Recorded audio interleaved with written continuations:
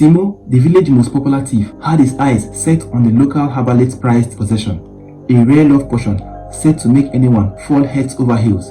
Naturally, Timo thought, what could possibly go wrong? Under the cover of darkness and poor judgment, he snuck into the herb hut, pocketed the glowing veil, and sprinted off, dreaming of charming the chief's daughter. But as fate and clumsiness would have it, Timo tripped over a goat. The potion flew through the air like a tragic romance novel and splashed right onto the village dog, Bongo.